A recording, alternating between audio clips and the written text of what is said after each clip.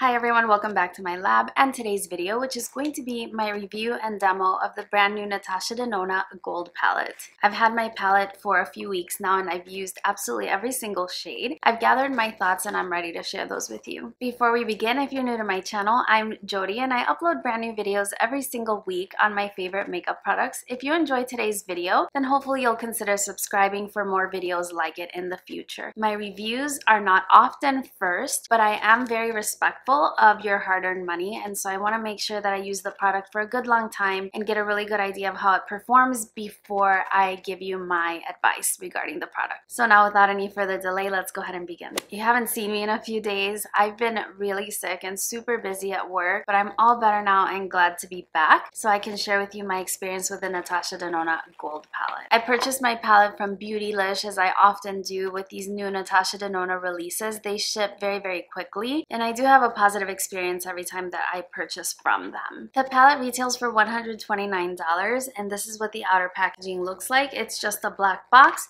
On the back side, you have all the different ingredients for the different shades. You do have a variety of formulas in this specific palette, and as usual, you are receiving 15 shades. The palette is paraben-free, cruelty-free, and it was made in Italy. It has a 24-month shelf life. The palette itself is very reminiscent of the Lila and Sunset palette packaging with the foam core packaging. This one is very metallized in its finish, so it's similar to the Sunset palette, but it's very reflective. This is the front side. On the back side, you do have a sticker with the shelf life and the location of where it was manufactured. When you open up the palette, you do have a mirror. You have your typical plastic flap that is attached but perforated in case you want to remove it, and it does have the shade names on there. So here's what your palette looks like. I have to admit, when I saw this palette online, I wasn't sure if I was really interested in it, despite the fact that I'm really a big fan of Natasha Denona products, but a lot of the shades were looking super similar. So I waited until there were more photos available before I went ahead and made my decision to purchase the palette. You have 6 different finishes in this palette. You have 1 duochrome, 2 creamy powders, 2 crystal shades, 5 creamy mattes, 1 chroma crystal, and 4 metallics. I do want to go ahead and share some swatches. I did these swatches on my arms completely dry, no primer, and just with 1 swipe of my finger. In your first row, you have Lime Chrome, which is a duochrome shade. Next, you have the shade Python, which is a creamy powder. Then you have the shade Sparks, which is a crystal. Followed by Aria, which is a creamy matte. And Kava, which is a crystal. Your second row consists of Aurora, which is a chroma crystal. Dijon, a creamy matte. Oro is your first metallic. Log, another creamy matte. And Varus, which is metallic.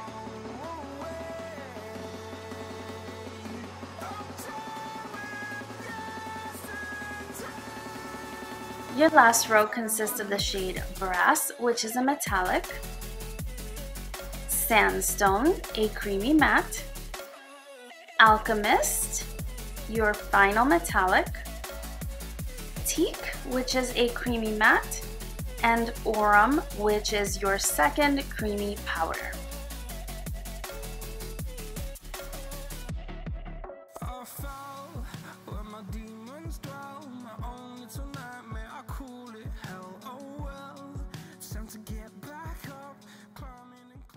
The first note that I have with regard to the performance of the shades is that the metallics are gorgeous. They apply beautifully. They apply very true to the color that you see in the pan, and they will swatch for days. They're stunning. The creamy mattes are really in tune with the formula that you'll find in the Sunset palette and the Lila palette, so if you're a fan of those palettes, I believe you will love this one as well. The 2 crystal shades in the palette are those right there, and these 2 are more of a topper shade. They have a very light base color and are mostly sparkle. And your chroma crystal is this shade right here. This one is Aurora, and it applies really well both over top of a shadow the way I'm wearing it today or on its own for a sheer wash of color. Now with regard to your metallic, they are really just varying shades of gold with different undertones. This one right here is a true gold in sort of that old-fashioned kind of gold shade. This one is a little more coppery in tone, and this one is a little more bronzy. Now with regard to the creamy mattes, it's interesting because when looking at them in the pan, the mid-tone shades, this one, and this one, they look very similar in photographs, and honestly they look very similar swatched. In my opinion, where they differ is in their undertone. This one, which appears to be the lightest shade in the palette, actually has a cooler undertone. This one, which appears to be the next darkest, has a warm undertone, and this one has a neutral undertone. Now if you're not familiar with Natasha Denona's formula, it is supposed to be self-blending, whereas if you apply it, you can continue blending the shade and it creates a really nice gradient. So it is, in my opinion, that you really only need to select one of those three shades as your transition, if that's your typical transition shade, whether you want to go for a cool tone, neutral, or warm toned look, and then select the metallic shade that you're going to use on your lid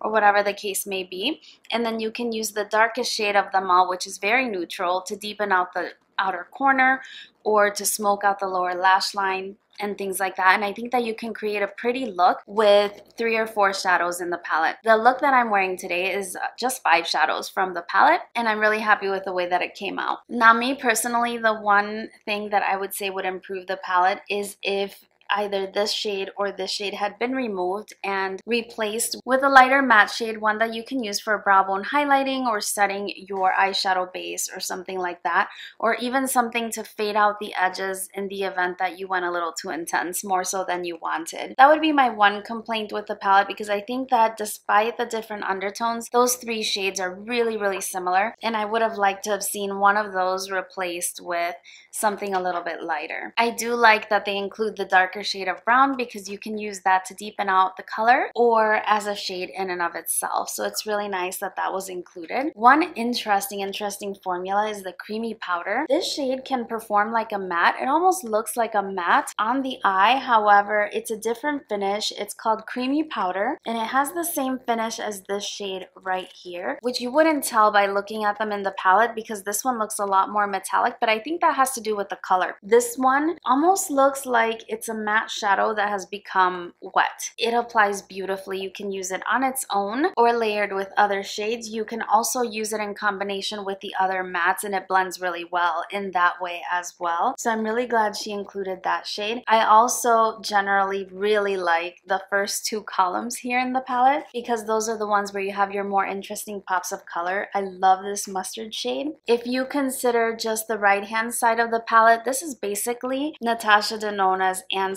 to the Soft Glam palette. So it's very neutral, very wearable, everyday kind of shades, but I'm really glad that she did introduce those 2 pops of color. You can really have a more dramatic look if that's what you're going for. Now I've been using the palette for a few days and I've been wearing it mostly to work, so I've been sticking to this side of the palette, and today when I wanted to demo the palette for you, I chose to go for something a little more creative and a little more dramatic since I didn't have to wear this look to the office today. My office is very much a neutral, toned down kind of place, and so I wouldn't wear this look to work, and I wanted to create something a little bit more fun to show the versatility of the palette. Now in general, I would definitely recommend the palette. I think it's a great choice for the Sephora VIB sale if you're interested. I think that it's also a fantastic choice for a first Natasha Denona palette if you're looking to dip your toes into some of her more pricey palettes. The reason why I'm recommending it is because it is very neutral, and it is a palette from which you will definitely get your money's worth. It's a palette that you can reach for and create a variety of different looks, including those that are wearable for the everyday kind of makeup look. Now, me personally, I think that warm tones have a tendency to look a little bit better on my skin tone, so my preference will still remain with the Sunset palette, but I have to say that I really enjoy this palette, and I do like it better than the Lila palette, which is beautiful in and of itself, but has a lot of cool tones in it. So those are my thoughts regarding the palette. Let's go ahead and get into the demo so that you can see how the shades apply. I created this eye look super quickly, but I think you'll get a good idea of how the different shades perform and how they work together. So let's go ahead and get into the demo. With the shade Aria and a NYX number 16, I'm blending this roughly over the crease. I'm not really too concerned with its placement as I'm using this for a base to blend other shadows. I also run that along the lower lash line. Next, on a Sonia G Builder 2 brush, I'm going to pat the shade Python all over my lid.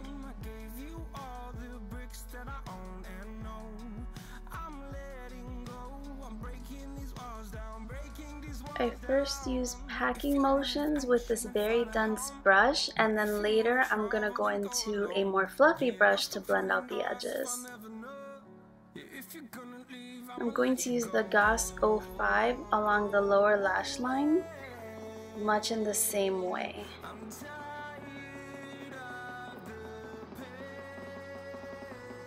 Once the color is packed on, I take a Morphe M507 and I start to work at the edges and push them upwards with the same shade. This is a lot more fluffy brush, so it starts to blend out the edges.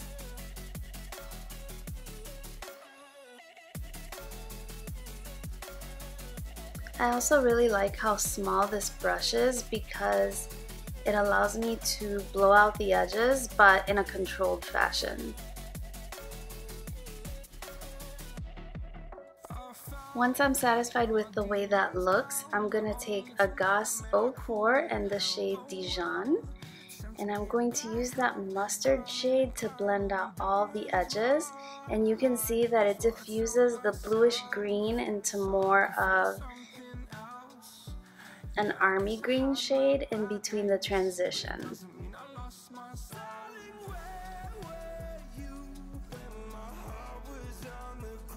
On a MAC 242, I'm going to take the shade Sparks, and I did dampen my brush with my Inglot setting spray. It's my favorite spray for dampening eyeshadows because it's got a lot of glycerin. So I'm just applying that under the arch of the brow, and I'm also going to apply it on the inner corner. That's really the foundation for the eye look. I'm going to take some of my Too Faced glitter glue on a small concealer brush. I'm just going to apply that in the center of my lid where I want to apply the glitter shade. And I'm going to apply the shade Aurora with my finger over top of where I placed the glitter glue.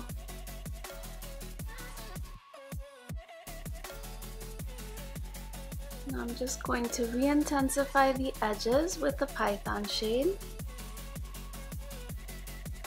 This is your foundation for the eye look. I'm going to use MAC's Peacocked, which is a green liner in the inner waterline, a black liner on the top, apply some lashes and mascara, and I'll be back to show you the finished look. And that's your completed eye look. If you're interested in today's lip color, it is one of the Sephora Collection Lip Stories. This is number 3, and it is the shade name We. I hope you enjoyed seeing the eye look and seeing how easy it is to create something even as dramatic as I'm wearing today with the palette. It's a beautiful, beautiful choice. I think that if you picked it up, you would definitely enjoy it and feel that you were getting the Natasha Denona experience where you're experiencing her metallic shades, which are gorgeous, but also the creamy matte formula, which blends so well and is so flattering on the eyes. So I think it's a beautiful palette. Definitely gets 2 thumbs up from me. I would love to hear what your experience has been with it if you picked up the palette, or what you think of it in general if it's something that you're considering. Thank you so much for watching my review. I hope it was helpful to you, and if you did enjoy it, please don't forget, give it a thumbs up. It really helps my channel. And if there are any questions that I didn't address, then leave those in the comment section down below and I will do my best to get back to you as soon as I can. Thank you again for joining me. I hope you're having a lovely one, and I look forward to seeing you again very, very soon on my next one. Bye-bye.